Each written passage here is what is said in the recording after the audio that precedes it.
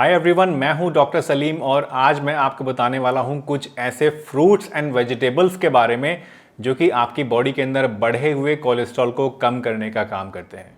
तो अगर आपका कोलेस्ट्रॉल बढ़ा हुआ रहता है और आप जानना चाहते हैं कि कौन से फ्रूट्स और वेजिटेबल्स आपको ज़्यादा इस्तेमाल करने चाहिए जिससे कि आपका जो कोलेस्ट्रॉल है वो नेचुरली कम हो सके, तो इस वीडियो में इन सभी चीज़ों के बारे में आपको पूरी डिटेल में जानने को मिल जाएगा। तो चलिए बिना किसी देरी के इस वीडियो को शुरू करते हैं।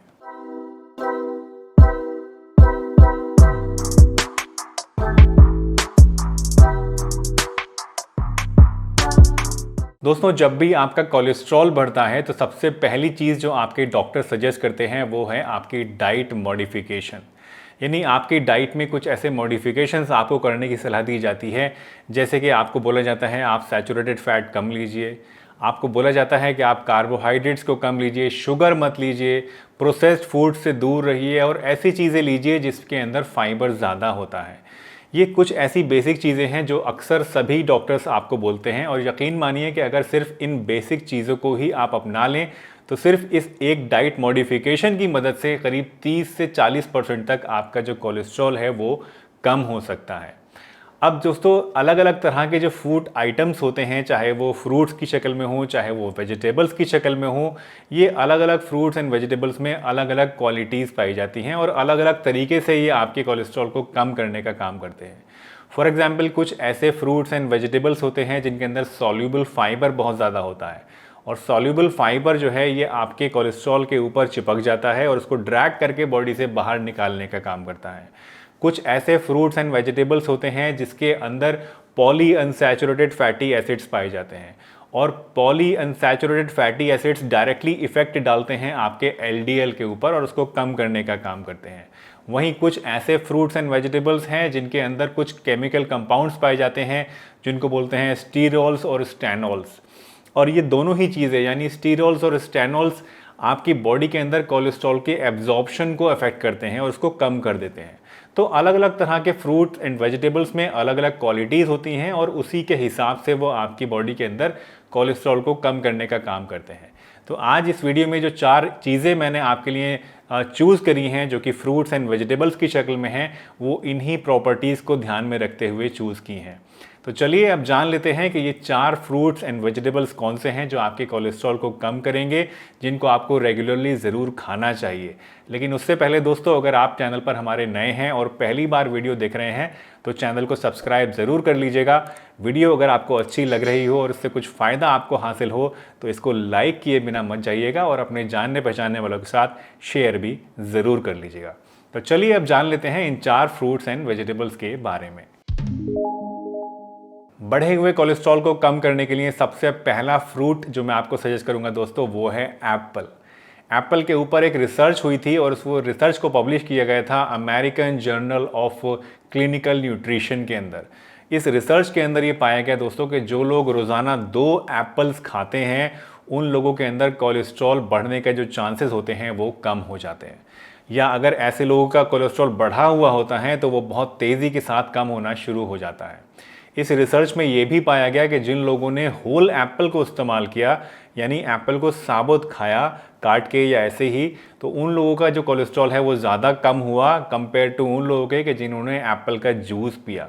यानी इससे क्या बात साबित हुई? इससे ये बात साबित हुई दोस्तों कि एप्पल के अंदर जो फाइबर होता है वही असली चीज़ है जो कि आपके कोलेस्ट्रॉल को कम करने का काम करता है।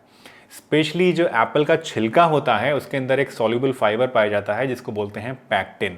और पैक्टिन बहुत ही इफेक्टिव सॉल्युबल फाइबर है जो कि डायरेक्टली आपके एलडीएल लेवल को कम करने का काम करता है। ये आपके एलडीएल के ऊपर एक परत बना लेता है, उसके ऊपर चिपक जाता है और उसको ड्रैग कर देता है, बॉडी से बाहर निकाल देता है, और इसकी वजह से आपका जो कोलेस्ट्रॉल लेवल है वो बहुत जल्दी कम होना शुरू हो जाता है। तो अगर आप अपना कोलेस्ट्रॉल लेवल कम करना चाहते हैं तो पहली चीज़ जो आपको इस्तेमाल करनी चाहिए, ज़्यादा से ज़्यादा यानी करीब दिन में 2 एप्पल आपको रोज़ाना ज़रूर लेने चाहिए कोलेस्ट्रॉल को कम करने के लिए। इसके साथ साथ दोस्तों, अगर आप एप्पल के अलावा भी कुछ और वैरायटी लेना चाहते हैं तो पीचेस हैं या ग्रेप्स हैं या कैरेट है या स्ट्रॉबेरी है, इन चीज़ों के अंदर भी पैक्टिन काफ़ी ज़्यादा होता है, तो इन चीज़ों को भी आप इस्तेमाल कर सकते हैं। इनसे भी आपको करीब करीब इतना ही बेनिफिट मिलेगा जितना कि एप्पल से आपको मिलता है।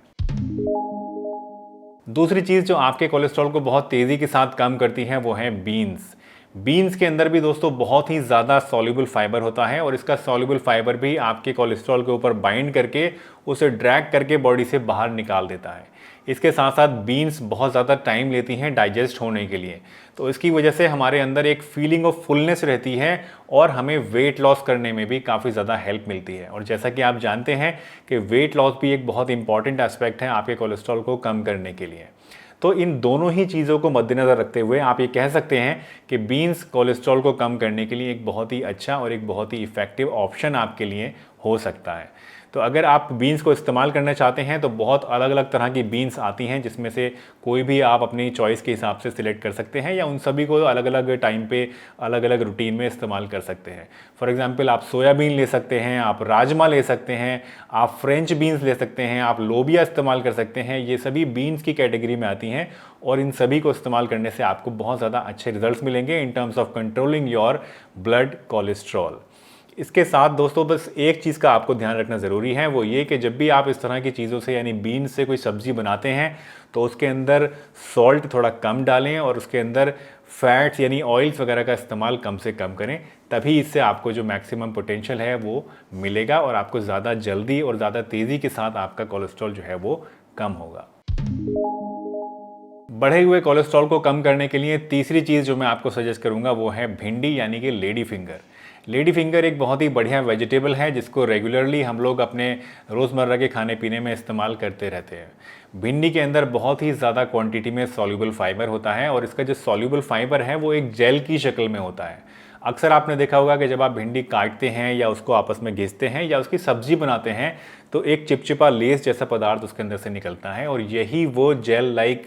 सॉल्युबल फाइबर है जो आपकी बॉडी के अंदर से एलडीएल कोलेस्ट्रॉल को और एचडीएल कोलेस्ट्रॉल को ड्रैग करके बाहर निकालने का काम करता है और इसी वजह से आपका कोलेस्ट्रॉल बहुत तेज़ी के साथ कम होना शुरू हो जाता है। इसी के साथ साथ भिंडी के अंदर कैलोरीज भी बहुत कम होती हैं, तो आपको वेट लॉस में भी इससे काफ़ी ज़्यादा बेनिफिट मिलता है।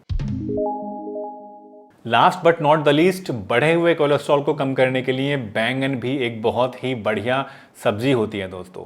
बैंगन के अंदर भी बहुत ज़्यादा फाइबर होता है और इसके अंदर कुछ ऐसे एंटीऑक्सीडेंट्स होते हैं जो कि हमारी बॉडी के अंदर से टोटल कोलेस्ट्रॉल को भी कम करते हैं, एलडीएल कोलेस्ट्रॉल को भी कम करते हैं और ट्राइग्लिसराइड्स को भी कम करने का काम करते हैं। इसके साथ साथ बैंगन जो है दोस्तों, इसके अंदर क्योंकि कार्बोहाइड्रेट्स बहुत ज़्यादा कम होते हैं तो ये वेट लॉस में भी काफ़ी ज़्यादा इफेक्टिव है और आपको वज़न घटाने में भी काफ़ी ज़्यादा मदद करता है। अगर आप बैंगन को हफ्ते में 1 या 2 बार इस्तेमाल करते हैं तो इसकी वजह से आप बहुत ही इफेक्टिवली अपने कोलेस्ट्रॉल को कम कर सकते हैं और क्योंकि बैंगन के अंदर बहुत अच्छा न्यूट्रिशन भी होता है तो उसकी वजह से भी आपको बहुत सारे एडिशनल बेनिफिट्स भी मिल जाते हैं। जैसे कि बैंगन आपकी इम्यूनिटी को एनहांस करता है, आपके ब्रेन फंक्शन को बढ़ाता है और आपकी हड्डियों को भी मजबूत करने का काम करता है। तो दोस्तों मुझे उम्मीद है आज की ये वीडियो आपको ज़रूर पसंद आई होगी और इसमें बताई गई जो चारों वेजिटेबल्स और फ्रूट्स हैं वो आपको ज़रूर फ़ायदा देंगे आपके कोलेस्ट्रॉल को कम करने के लिए। अगर आपके कुछ थॉट्स हैं या कुछ कमेंट्स हैं या आप और कुछ जानना चाहते हैं मुझसे तो आप कमेंट सेक्शन में मुझे लिखकर भेज सकते हैं